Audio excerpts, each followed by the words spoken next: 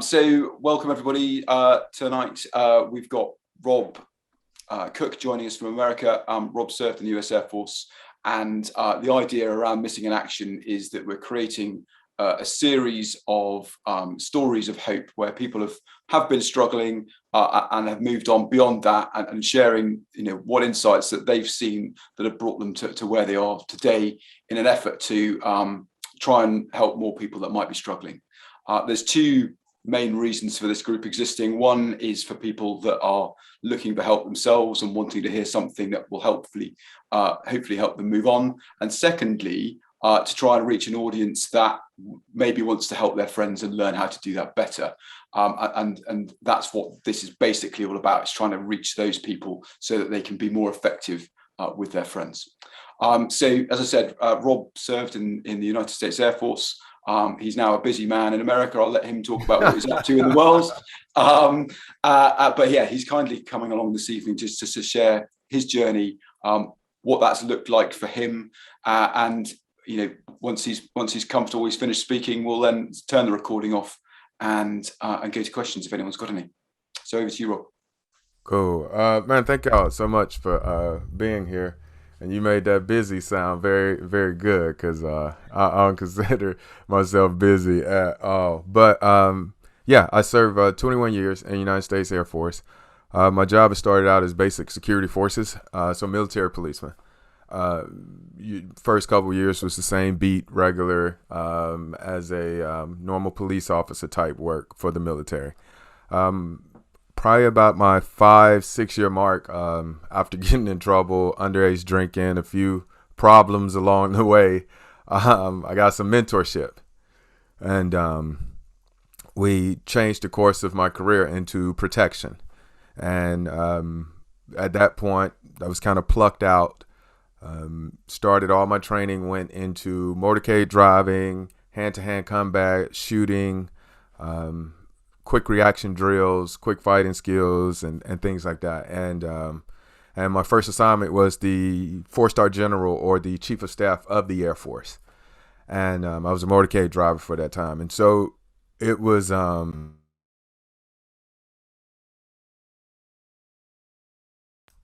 it kept growing and growing and growing. And then it led me to a few deployments, but one in particular where everything started to get murky was 2010.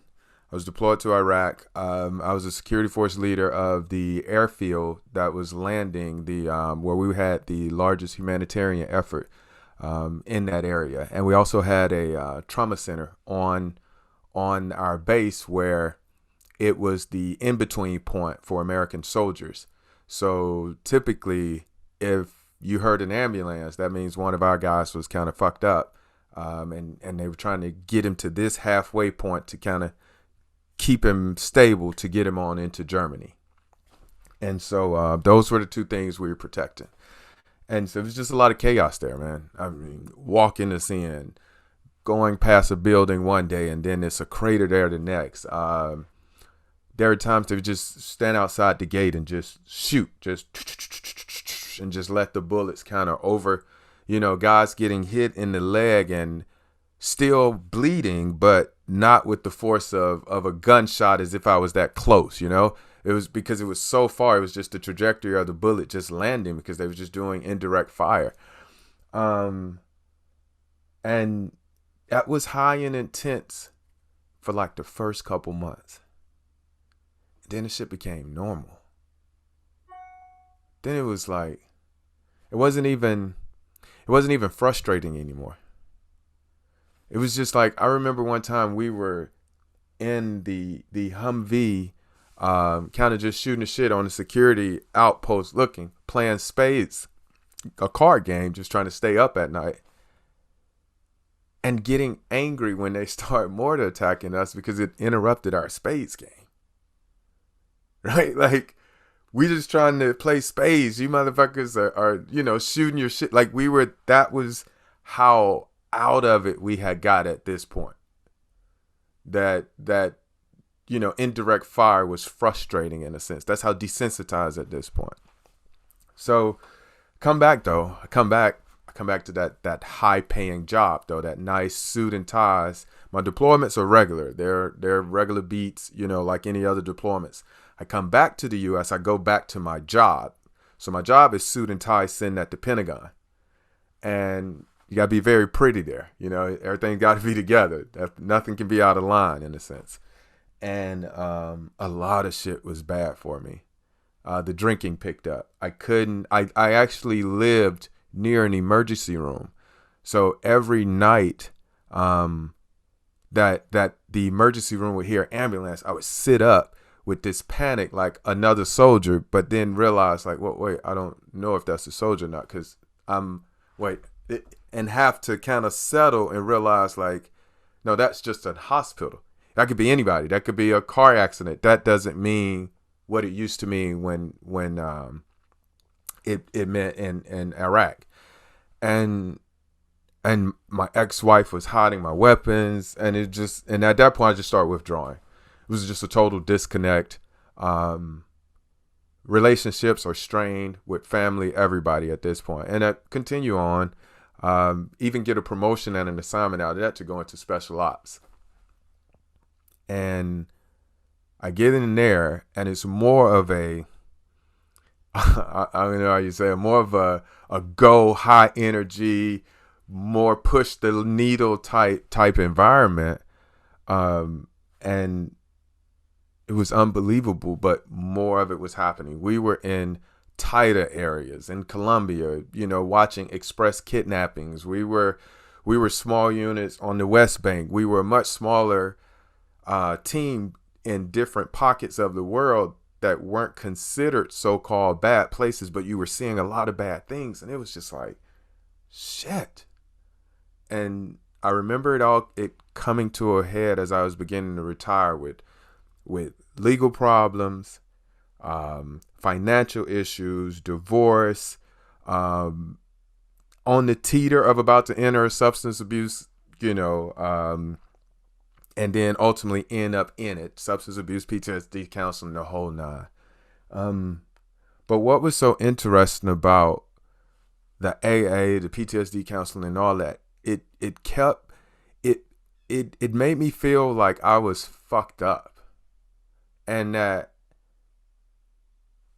they were going to, I was going to always need these things to be okay. It just made me feel like I was always less than when I would leave out of the AA rooms or any of those.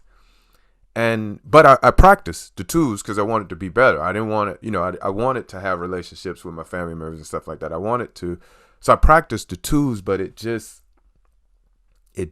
didn't work because it always, for me, was this external approach. I met my mentor. He introduces me to a different paradigm of living life from the inside out, driven more internally than externally. And I began to study and begin to learn. And then the only other time that I have in my life to compare this to was a car accident that I was involved in a couple months ago. And so what I was all talking about first was how my life transpired, did with the way I lived it, for how I was suffering or dealing with my PTSD, to now how it happens as I get into this car accident, which was we're in 2021 this year. So I'm leaving a Lakers game, and I had a Dodge Ram 5.7. Think of it as a big monster truck, blacked out, decked out. I'm sitting super high on the ground. I don't know why I got it either. I really don't, because I live up a mountain, like small roads. It was so big, couldn't park it anywhere. I don't know why I got it, but I love that truck. A guy clips me. Over in America, we have a bad problem with people trying to drive and text at the same time. And for us, it's illegal. And so I don't know if he was doing that or whatever, but he clips the front of the vehicle. When he clips the front of the vehicle, I hit the median. When I hit the median, I lose my front tire. It pops. So it starts skidding. I could see the spark parts. At this point, it was straight motorcade training. kept the vehicle turned into the barrier because now I know I don't have her tire. If I wobble back out into mainstream traffic, they're going to probably T-bone me. They're going to take me out. So my best bet, stay into the wall. That's my best chance of living. So the airbags pop, smokes, everything is in there, and I'm in the wall, and I come to a stop. The construction sign of the barrier actually lunges up into the truck. I'm sitting there. I call 911. I'm reporting. Now I call 911. Here's what I got. Yes, my name is Master Sergeant Retired Rob Cook. I am at this point. I was just involved in an accident. Lady's like, slow down. I was like, hold on, ma'am. And then the guy who pumped me, he checks his vehicle, runs around, he takes off. I'm reporting to her. Now she's trying to get, and she's like, well, who's been in the accident? I was like, ma'am, I was in an accident. She was like, are you okay? I was like, yes, ma'am, I'm okay. But you're not understanding, ma'am. The guy who tapped my vehicle, I'm trying to report this as if I'm back in a mission and not be in the car accident I just had. Police pull up, fire pull up. They get me out the vehicle. We block off. It's 5 lanes. It's a 5-lane highway. They block off the first 2 lanes, and I'm standing there. And the lights are getting me. The fire department lights and the police lights and everything. And I'm like, oh, fuck. And I'm like, man, we got to move. And my registration, this is when I knew something was wrong. My registration flew out the cop's hand. He had on all his gear. So he had his vest on, everything. I didn't have on anything. I had on I think a hoodie or something because I'm coming from the Lakers game. But I knew I could visually feel he had more gear than I had. My registration blows into the interstate, in the highway, in the other 3 lanes. He goes to get it because he's the police officer responding to the scene. I put my hand out. I was like, no, man, you got on too much gear. And I run out into the street and I get my registration. I bring it back. And he stops. He says, you need to sit down. He's like, are you okay? And he was like, did they check you out? I was like, yeah, man, I'm good. I was like, but you got on, you know what I'm saying? You got on your gear, your stuff. That was in the highway. I could move faster. And he was like, you've just been in an accident. And I'm like, yeah.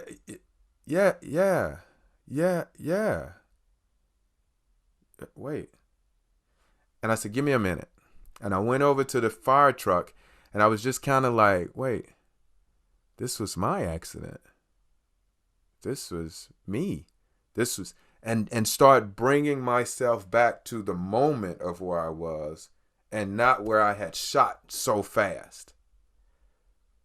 And in the moment, when I got to the moment, it was like, oh, okay, wait a minute. Shit, okay, well, good. Okay, I'm physically fine. It was like, check. Now I'm really running the checklist for present moment. Like, okay, cool. No bleeding. Okay, check. I look at my truck. It's destroyed. It's gone. I'm like, fuck. Okay, but I got insurance. Check. That's, okay, like, oh, let me call my wife. Hey, babe, I was in an accident, but I'm fine. I'm going to get a ride home. I'll see you in a minute. Please don't worry. That didn't work, but I felt good about it. Okay, I felt good about it getting off my chest. And then it was like I could see when the old thought or the old thinking was trying to come into this present moment that I could slow it down and be like, no, like this is enough.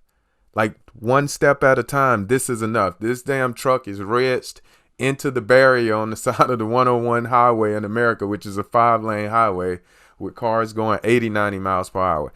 I don't need to bring back all of the other things and bricks and rocks and whatever you want to call the past that I was bringing forth, trying to add into this, which at that point makes it overwhelming. And that made me learn something, that we as people who've decided to serve others in the ways that we've chosen to protect our countries, whether it's police officers or things like that, at our core, we're good, man. Like, we're really good dudes. Like, think about that shit, man. Like, we really volunteered and signed up to go say we'll be willing to do whatever to protect other people.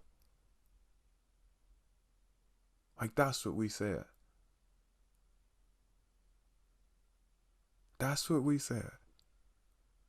And we even said it for different countries. But that's what we said. And that shit probably along the way, at least for me, got pretty rocky. I ain't gonna even lie. I ain't gonna even lie. But I don't know if I would trade it for anything other than seeing how strong each and every one of us every day we continue to help somebody else through this are. It's like, I know it's a shitty story, at least the things I tell myself. I know it's a shitty story, but man, I'm gonna make it a shitty story that speaks to resilience and help other people. I'm not just gonna let it be a shitty story. It's gonna be one where I'm not going to try to even pretty it up and make it something to make it deliver. It's going to tell you that some days I'm not as good as I would like to be. It's going to, that's just the reality of Rob's story, at least. Yes, I'm a speaker, I'm a host, I'm a coach, and I'm on stages and I'm on yes, but I have some fucked up days when it comes to, movements and how I do that. I have to personally protect myself. Right? I always go back to, though, at my core, I'm a real good person. I'm a good dude. My spirit is good. And if I just fall back to that, I'll start over again. So then the next day, all right, cool. Whew, yesterday was fucked up, but I'm ready today. All right, who got something for me? Let's go. I'm ready. Let's get it. Yesterday was just bad. Stop being upset about having those moments and just let them be. And the more and more I let those be, the less and less time they hung around. Because at first when they came, I was holding on to them and fighting them and just like punching back and trying to do this and trying to do that. And then I realized, like, no, it's what I experienced. It's what I saw. It was disturbing. It probably shouldn't have been done or seen. Yeah, all those may be true in a personal sense, and but it doesn't have to do anything other than, now that it's nothing I can do about it. It's nothing I can go back and change. Since that is all true as well, then whatever I make use of it coming forward is all up to me. And that's what I've been trying to do with my story, is to use the pain and suffering of it, the feeling of it, and in such a straight focused, narrow approach of saying that's okay as well. Just raise your hand. And from there, we can make whatever kind of decisions we need to make, because we're very good at planning. We're very good at strategy. We're very good at addressing the enemy and going after it. But this enemy in particular, this disease in a sense, as they call it, this one, we got to raise our hand first, and this is a collective. This is a team effort. And that's why I'm so excited for y'all to have let me be here, man. And I'm gonna shut the hell up now on that. Thanks, Rob. That's really helpful. In the past, you've mentioned, the transition. When you were leaving, there were certain things that you were doing that made sense to you, that were sort of keeping you going, and then you met Michael and things turned around. So I just wondered if you could explain a little bit about what you saw differently once you started speaking to Michael.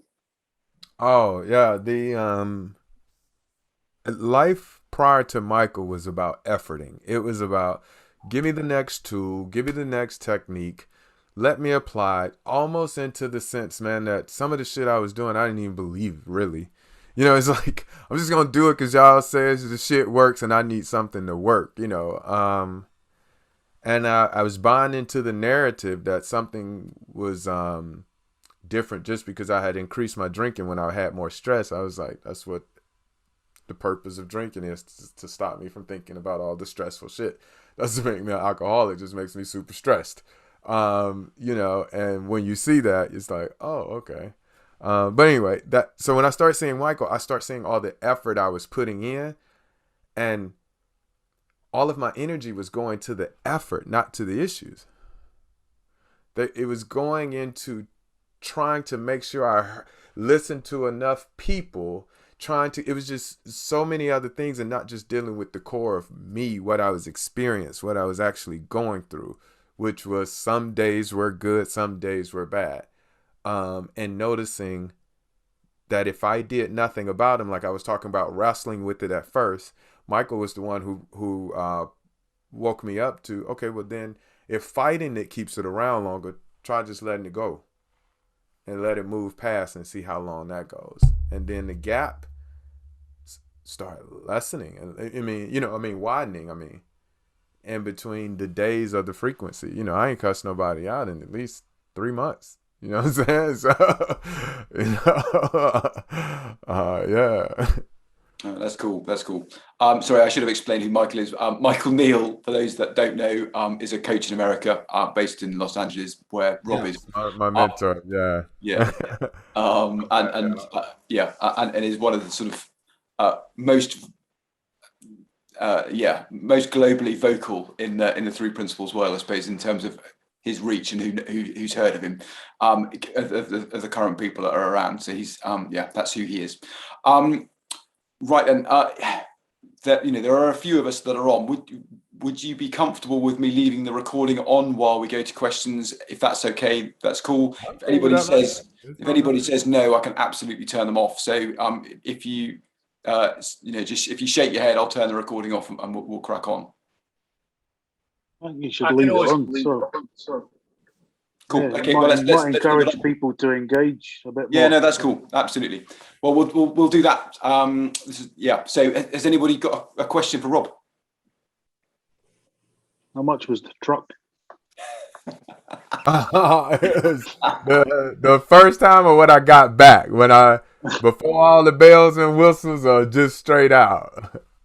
Oh, once you sort of kitted it out.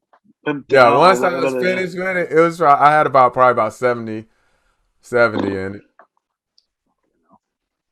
it. It was dumb. Oh, it was super dumb. Yeah, I would never do it again now. I was super. It was one of those things where I never knew why I always bought expensive cars. Expensive, like I never knew. Even and then I've even been in financial trouble and had them repoed, but I could not understand why I just had this need for it. That accident was the first time I had still been moving by an old thought that a vehicle was an extension of my personality and said something about me as a man. And that's not true. The fucking vehicle gets me from A to Z. And I remember that breaking in me and going, oh shit. Oh yeah, man, let me go over here. So I literally saved hundreds of dollars per month just got in a regular vehicle rather than a super kitted out. It was just like,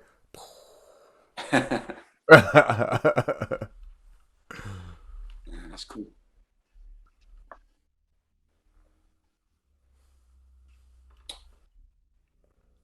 I'm currently in the bottom of the boat, just waiting to drive out the door. So I don't know if you can hear me yet. We can. I can hear you a little bit. Yeah, go ahead, Paul. Oh, that's cool. So there's two things that resonated there with me, because you had a bit of a tough time when I was in the military, and buried my head and didn't do anything for a very, very long time. And just disasters kept happening and things kept happening, and I was blaming the world, and the world was against me, and I genuinely thought the world was against me. But since kind of waking up to it all, and leading a lot happier, more beneficial life, if you like, there's still times where something happens and it's like you're back there again. Mm-hmm. And even 2 years on from finding, starting the progress with three principles, etc., I still find something happens and it really gets me. But the distance, the time that it takes to recover from that, and then the learning from it is massive, I think, each time. And what you just said there about the car and the learning from it, and just like, oh yeah, I'm still doing this. Mm-hmm. And I think, you know, for all of us who've suffered in that way, I think there's still, you know, it takes a while. It takes a while to unravel the layers. What are your thoughts on that?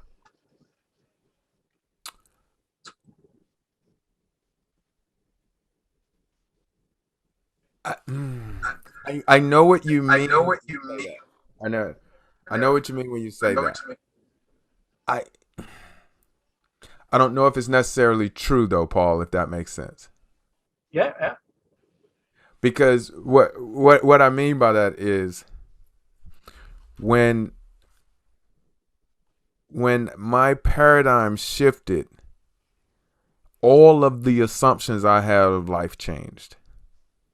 Like it wasn't a lane that I was playing in. It was everything. It was what I learned or what specific about the insight that Dave was pointing to was I realized I wasn't broken. That was what I realized. Like it hit me.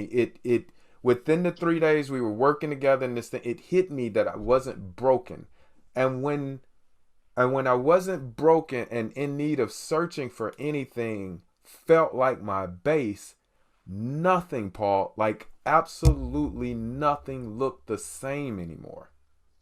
And it was this, and because it didn't look the same, I was a little scared. I'm not gonna lie, I was a little nervous, but I moved past certain things and held on to other truths. What I know about a memory is it is from the past, and I know that there is nothing I can absolutely do about the past. So those are truths. I just changed the relationship I had with the truths. That's all I could say that I did, but it was instant. And it even I'm gonna say it didn't not cause problems, but it in a way freaked my wife out when the switch came so abruptly at something she had been wanting to see for years, and one day it did. But there are some other things that took more time to work through. So, but that's what I mean when I said I totally understand what you're saying. And then I've also experienced how some things can immediately fall. And I don't know the difference in between the two yet, Paul. Some things seem like they take forever to unravel through. And then some things seem to just fall easily. And being that they're both significant, they're both important to me, they both involve family, I don't know yet which one's the truth and not. I'm just more inclined to want to stay in the one where I get my people, if that if that makes sense. Yes, it does. Thank you. I'm driving now, so I'm going to stop. Yeah, don't get that. I just got a ticket for that. I need to pay today. No, matter of fact. Yeah, write that down now quickly. Yes. Ticket. No lie. I really. Oh man, I gotta pay for that. Go ahead. I'm ready for the next question though. But Wisdom in the moment. Just so you're aware, Rob, you've disappeared into shady land again. Okay, let me click that button. Yeah, I don't know what it is with this camera. Maybe it overheats or something. I don't know. It may be because it lost your face when you look down, and I don't know whether it's doing anything clever like that. But anyway, I'd forgotten what I was going to say. I did have a question. It's disappeared. Did anybody else bail me out? Go for it, Sylvie. I've got one. Yeah. Do you not find like the veteran community, we tend to hold on to stories and talk about the past too much? You know, because it's something that we've all lived. I sometimes find that that's holding a lot of people back by hanging on to it and constantly talking about it all the time. Like rather how you say that you recognise now that they're memories and they're in the past and they have shaped you in a certain way, but it's not now defining who you are. Yeah. And if I think if we can get people to recognise that, I mean, I remember the first time the light bulb went for me is me and Dave were having a walk in a field, and he's explained to me that I was in control of my thoughts, so I could select which ones to act on, and it was as simple as that. Up to that point, I blamed everybody else. I blamed this, blamed that, blamed anything I could. But then once I realised that, I mean, I still have horrendous days, but I understand I'm having a bad day and it's going to pass. But what I do tend to find is when I speak to people, same, I'm ex-police as well as ex-military, is my police friends, they hang on to the past rather than trying to live in the present. Does that make sense? Oh yeah, it makes a lot of sense. I'll speak to it as best as I can on what I've seen in my communities that do that and what we've kind of came about. So we teach this teaching model. One of the teaching models we have from Michael is getting upstream, getting to the source of why something is happening, right? So he tells this story about a village who lives along this river, and how this village is always thriving on jumping in the river and saving people's lives, right? They jump in and save their lives, and that's how the village flourishes or whatever. One day a kid decides to go upstream, and a man goes upstream and finds where the people are falling in the river at. So people stop falling in the river and coming down. So the city kind of basically starts not having anything to do, begins not just. Whole point of it is he went to the source to stop all of the stuff that was happening. The reason those groups stay in the past is because it's a sense of security and bondage that protects them.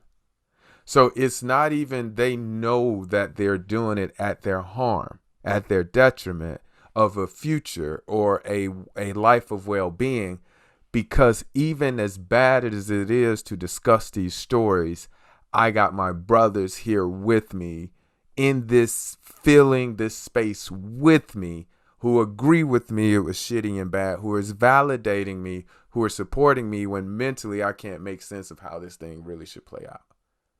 So when I kind of saw that, it was like, oh, fuck. Okay, well, you feel that's your best option, right? Kind of like you just said, before Dave hit you, you were like blaming everybody because you felt that was your best option until you woke up to something else.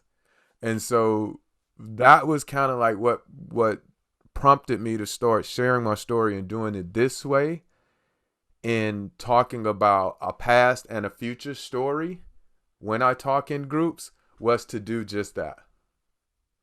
You know, I want to enter the room and let you know I understand the dynamic of the room because I sat here too. So I'm going to tell you a past story. Yeah. That's the room. That's the lay of the land. I'm speaking your language. But because I also have grown, not grown because I don't want to make it seem like I've arrived somewhere, but because of what I've come to realize about how the human experience works and the mind works, I understand I also need to tell you a future story and show you the possibility. You get to choose from there. Yeah. You get to choose from there. If you do come back to the room and talk in the past, okay, because I know you're just trying to be safe. If you choose to hear me about the future and step out, and wasn't it, let me ask you then, wasn't it kind of nervous when Dave hit you with you can control your own thoughts and you had to turn around and look at your entire life and realize, wait, I've lived something that really wasn't true in a sense? Oh, yeah. Yeah. I went through, it was like almost angry at myself. Yeah. For allowing it to happen, but I didn't know. But you didn't know. Okay. Yeah. So you've got the anger, and then you're like, well, I didn't know about it. So, right. But yeah, it's quite scary. It's okay. That space is where they are. It's just that their behavior is in the story. Yeah. So when I start seeing that for those groups, then rather than me get frustrated with him about it or whatever, I understood why it was there. And then that started helping me respond to that. So in the present moment, when I talk, I do a present story, a past story, and a present story to help with that. So that's just how I've experienced it. So, and it must be common because you got it way over where you're at, and that's why I do it like this over here. So that lets you know we're talking the same thing, which is so hilarious to me. But yeah, Well, it makes sense because we're all human beings at the end of the day. The things that we get caught up on and the things that we hold on to, even if they're unpleasant, for as a sort of as a safety blanket, makes sense for where you are in that moment. You know, it's the thing that's protecting you. It's reminding you of that, you know, shared scenario with a bunch of other people that you care about, and by going back to it, even if it's unpleasant, it's reminding everybody of that bond. That bond still exists now without the story, and the story, you know, the past stories can absolutely have a place in everybody's lives. You don't need to forget them, and they don't have to be as painful as they might feel at times. They still might feel painful at times, but they don't have to hold that space, and be a reminder of something unpleasant. They are just what they are. They're part of our lives. And the cool bit about it is, the bit in front of us right now is the start of the blank piece of paper that's running on forever, for as long as we're around, and we get to color that in every day. And it might be slightly better, it might be slightly worse than it was, but it doesn't matter, because at the next moment we get a fresh bit of paper and off we go. And that's what's cool about it. And when we can see that people are innocently holding on to ideas that might, from where we're looking at them, look harmful and don't seem to make sense, or that they're doing things that might be harmful to themselves, they're doing all of that to try and protect themselves. Because, you know, as you said, Sylvie, when you became aware of it, it became scary because the world became unknown. It became different, and that's when anxiety kicks in. Anxiety is just saying, "Oh, this is new. Just, you know, tread carefully. You're about to learn something new."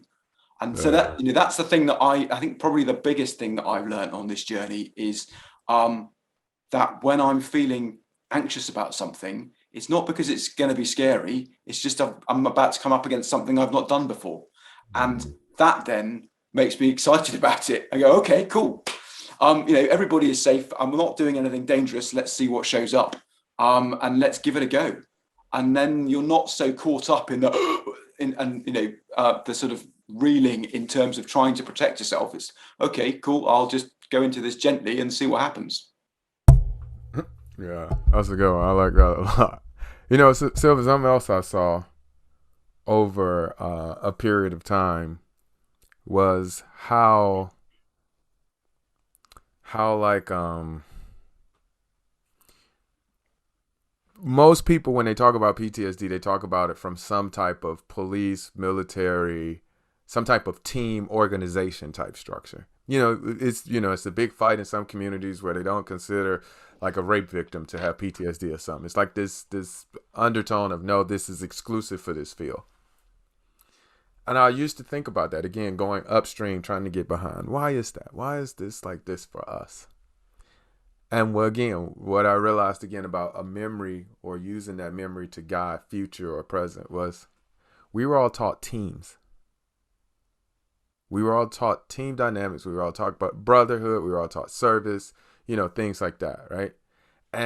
But when we hit this, where things start happening mentally, it's a disconnect with trying to apply a team dynamic to a personal problem. You know, we're not taught to be individuals. We're taught to be a part of the unit, the team, and keep the team unit mission focus going. And that disconnects with, how do I keep individual personal? And since it's in my mind and only in my mind, and you can't read my thoughts, I don't want to say it. I don't want to be odd out. I got to stay in the team. So again, when you think about how we were all even trained, it makes perfect sense why the veteran areas are large packs. A group of us who are in a team, because we find our most comfort in teams and units. And so, yeah, it's just one of those things of, again, using an old programming to run life. Like, I was living as a retired military member, still like I had PT in the morning, still like I had, it's like, no, I don't. Like, what the fuck am I doing? You know? I stopped doing that quite a while back. But I used to be so mad if somebody was 5 minutes late, bro. I would be like, you late, you disrespecting my time. People can die. And they're like, it was traffic, bro. Chill. Like, I'm like, oh, okay, you know, like, to bring it down a little bit, you know. I was using a old reel, which was a good reel for that area to run, that hyper intensity, that was good for that zone. It just don't work in Los Angeles when you know, when you, so that's kind of like what I've seen about all that, just to put a bow on it for you. Oh, thanks. Yeah, it all makes sense. It's good to have that sort of that sense of belonging. Yeah, but where I don't like it is when it keeps people down. You know, it keeps them in that dark space. But then again, I mean, there's a lot of times where I only felt comfortable when I was uncomfortable. You know, and then when you start to feel better, it felt so strange and scary that you're like, waiting for the other shoe to drop. Yeah, it's just not nice. But yeah, when you're talking about, there was a thing you said that sort of reminded me of when I done my police emergency response driver training, and we done a 3-week intense course on driver training. And the last thing they said to you is, remember, you're now a better driver than the majority of people. Don't expect people to drive the same as you. Yes, yeah. So it's similar to that, like where you've learned how to do something new. And you can't expect everybody to think the same or react the same, or, you know, it's.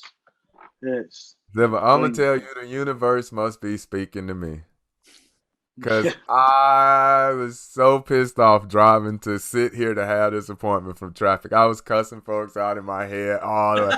This must be the year. Listen, I am not shitting you, man. I literally was about. This is how bad it was. I was literally about to take a picture and just send it. It's like, fuck this traffic. People don't know how to drive. I'm literally going through all this, right? And I'm listening to you talk and go, oh my God. They've been teaching me how to drive for at least a decade. Like, I've went to some type of motorcade driving school. So you're right. Obviously, I would see the road. I see something as an easy, somebody who's not been through as much. I mean, I've did rollover training in vehicles, speed driving. You've done the course, so you know, kind of like, that's so funny. I never even thought about that, man. Wow, thank you for that, bro. That's so, okay. Because that helps my road, bro. I be mad. Like, it's a few things that I say I still hold me up, and traffic is one of them, because I just can't wrap my mind around it. But when you said that helps me settle. So I appreciate that. Damn, it's like when you're approaching a junction and you can see it's clear miles back, and people stop, and you're like, move out the fucking way. But, yeah. I appreciate that, my guy. Yes, that helped me out right there. That just, wow, that was good. I like that. It's worth coming on this call, no matter what you. I know, right? You're always going to learn something. That helped me with something totally different, but I appreciate that. That was good. Yeah. Cool. Has anyone got any other questions?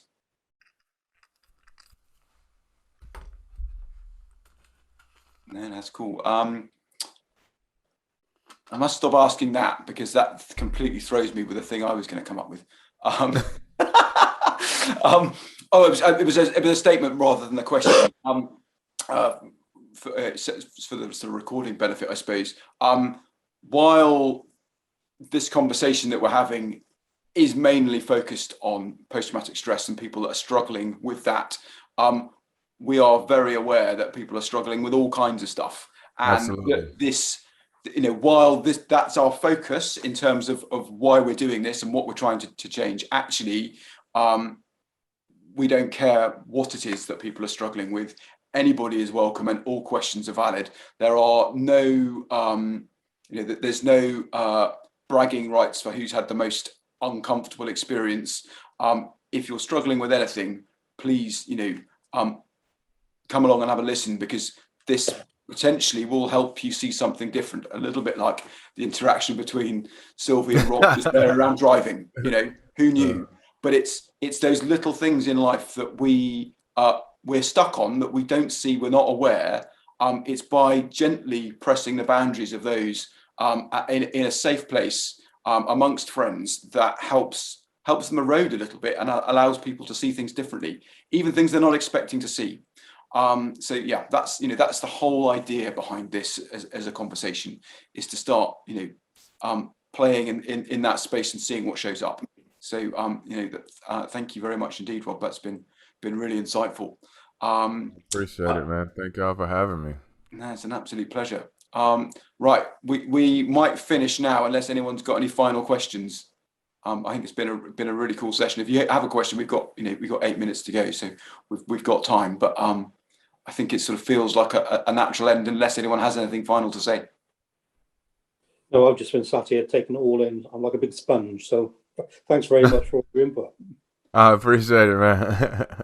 I will take a minute, Dave, to hit a point you just said, which was what we're talking about or pointing to isn't just for PTSD. It's for anxiety. It's for nervousness, worrying. It's just a different way of looking at your thinking to help you have more of a life that is a lot more peaceful. It's well-being. That's all it is. It's not a way, more so it is just a description of how it works, and once you kind of understand how it works, you get to make whatever decision you want. That's why I love the job in the sense, because I don't have to tie myself to your results. It's like, again, I'm teaching that you're not broken. So if you're not broken, once that clicks, whatever you choose to do from that space is going to be best for you. So I win. Like it's an easy gig, from my perspective, doing it this way with this understanding, because it's based on is putting you in the best position possible. Now, whatever you face, I can't control that. That's the many variances and differences of how this shows up for people. So I can't sit here and just talk to, alcoholism, this, that's what, you can have topics for days. But if you just get to the essence of it and look at this one thing, which is the conscious awareness of our thinking and not understanding we're connected to this universal life form, everything kind of falls in line after that. I remember this one time I was trying to so-called self-help myself. I was like, I'm going to work on everything I hate. And I wrote up on my board. I got a big board here, or like this one, like it's a dry erase board like that.